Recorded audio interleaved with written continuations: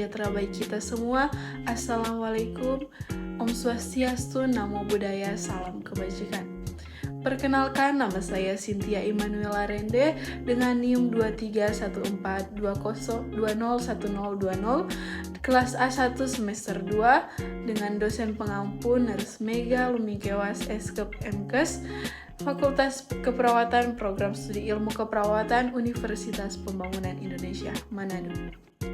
Pada saat ini saya akan menjelaskan tentang definisi, kegunaan, tujuan komunikasi terapeutik, perbedaan komunikasi terapeutik, dan komunikasi sosial. Pasti dalam keseharian kita memiliki komunikasi dengan orang lain. Nah, apa itu komunikasi? Komunikasi memiliki makna dan tergantung konteksnya. Esensinya adalah pertukaran informasi atau ide antara dua orang atau lebih, baik secara verbal atau berbicara, mendengar, menulis, atau membaca, maupun nonverbal dengan gerakan tubuh. Tujuan komunikasi adalah mempengaruhi orang lain dan memperoleh informasi. Keterampilan berkomunikasi penting untuk membangun hubungan. 5 komponen adalah: yang pertama, komunikator. Kedua, komunikan. Ketiga, pesan. Keempat, media. Dan kelima, efek.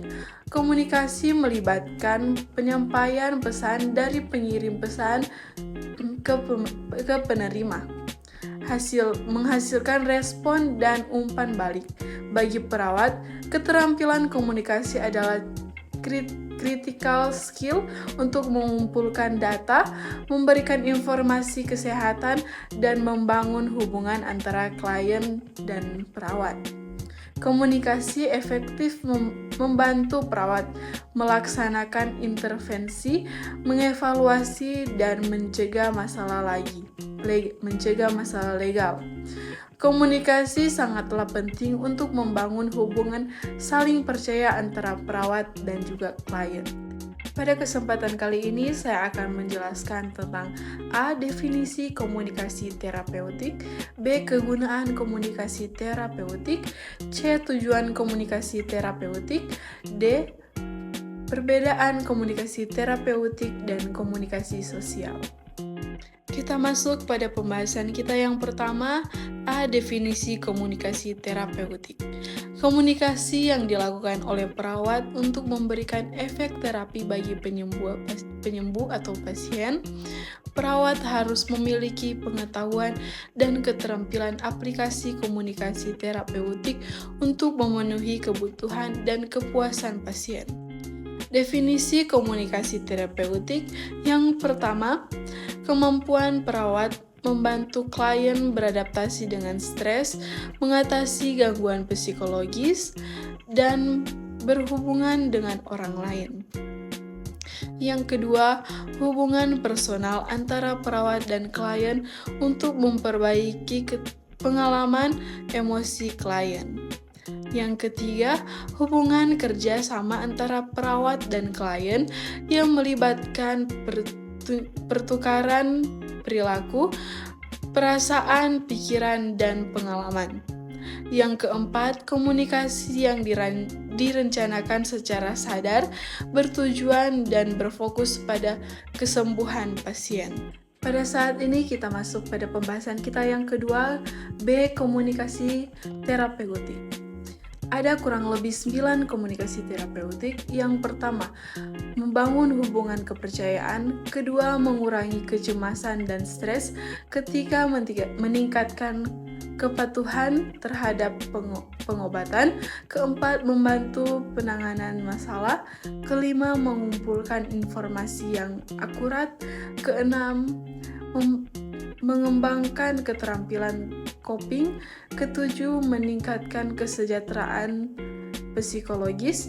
Kedelapan, meningkatkan efektivitas perawatan interdisipliner.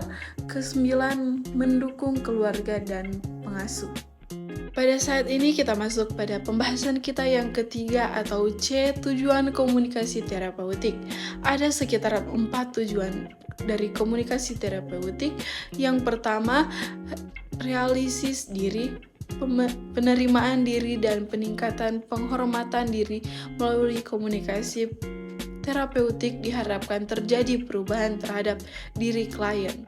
Yang kedua, kemampuan membina hubungan interpersonal yang tidak superficial dan saling tergantung dengan orang lain.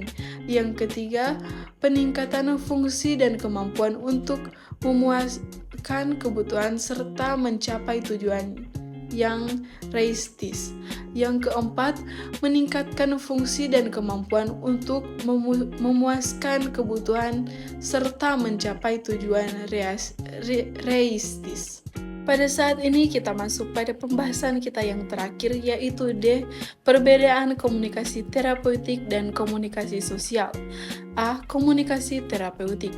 Definisi komunikasi terapeutik adalah suatu pengalaman bersama antara perawat dan klien yang bertujuan untuk menyelesaikan masalah yang mempengaruhi perilaku klien. Tujuannya yang pertama, kesadaran diri, kedua, klarifikasi nilai, ketiga, eksplorasi perasaan, keempat, kemampuan untuk menjadi model peran, kelima, motivasi altruistik, keenam, rasa tanggung jawab dan etika. B. Komunikasi sosial. Definisi komunikasi adalah pemindahan informasi dari satu orang ke orang lain, terlepas dari percaya atau tidak. Komunikasi adalah proses pengoperasian lembaga-lembaga yang mengandung pengertian antara individu-individu. Tujuannya adalah yang pertama, mampu memahami perilaku orang lain, kedua, mengenali perilaku bila setuju dan tidak setuju, ketiga, memahami perlunya memberi pujian, keempat, menciptakan hubungan personal yang baik, kelima, memperoleh informasi tentang situasi atau sikap tertentu, keenam, untuk menentukan suatu kesanggupan, ketujuh, untuk meneliti pola kesehatan, kedelapan, mendorong untuk bertindak, kesembilan, memberi nasihat. Dan kesimpulan pada materi pada saat ini adalah komunikasi terapeutik dalam keperawatan adalah bentuk komunikasi interpersonal yang dirancang secara sadar dan bertujuan untuk mendukung kesembuhan pasien. Hal ini melibatkan kemampuan perawat untuk membantu pasien beradaptasi dengan stres, mengatasi gangguan psikologis, dan mampu membangun hubungan yang saling membantu. Komunikasi terapeutik adalah keterampilan untuk membantu pasien beradaptasi dan berhubungan dengan orang lain. Pentingnya hubungan personal yang memungkinkan pengalaman belajar bersama antara perawat dan pasien untuk memperbaiki kondisi emosi dari pasien tersebut. Sekian presentasi saya pada saat ini. Mohon maaf jika ada salah ucapan atau perkataan. Terima kasih.